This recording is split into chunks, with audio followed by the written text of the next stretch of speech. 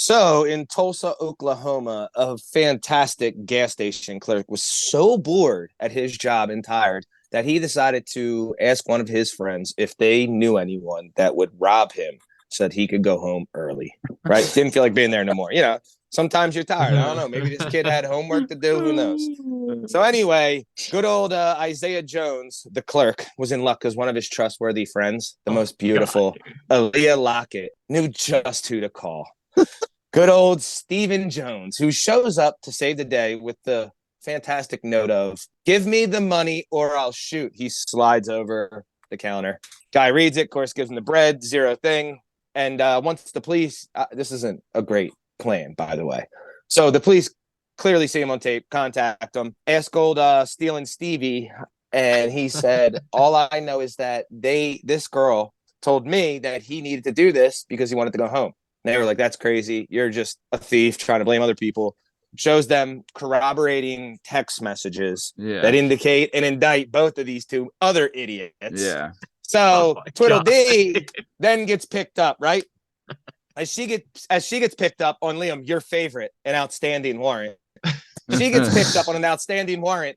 And when they see her, she also shows text messages that indict the clerk who texted her. And she texted the guy, like it's clear as day, to please go rob him so he can go home because he's tired. So everyone's in the whirlpool, baby. Finally at this with these outstanding humans, by the way. Great plan, by the way. Yeah. Fantastic. No one I would assume is going to the Pro Bowl or the All-Star game on this team. No. But the effort was there, right? There was an effort. This is a conspiracy at this point. So the clerk is being charged with embezzlement and conspiracy to commit a felony. Mm-hmm. Good old Stevie Steels gets conspiracy to commit embezzlement, possession of a firearm, while being a felon. Every person that's ever been convicted of a felony knows this is the biggest no you can ever do. There's no such thing as getting a legal firearm. And if you get caught with one as a felon, it's like automatically with the best lawyer on the planet, you're going to what they call upstate. You're going upstate.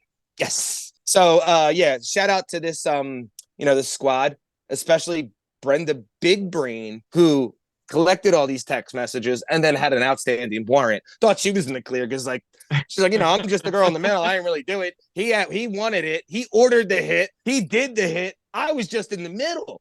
And they're like, yeah, I know, but we got to pick you up on this because you're a dummy. Have you also, guys... by the way, no one was offered a plea deal here. You all just gave this information up, hoping that we'd be like, that we would be generous to you and be like, oh, thanks for this information. We never could have cracked the case without you. Like, no, we're charging you all with as much as we can charge you with. And may God have mercy on your soul. Like that's the Billy Madison answer. Yeah. Have you guys though ever been going into work at a job? And I remember having the thought of I wish someone would someone not super important. I would get a call that someone's dead so that I can call out and not have to go in today. No, Matt, never ever, because I've worked for nothing but my dad my whole life, so I've never had another job. Well, maybe so I just have to show up. Maybe if someone could just rear end me.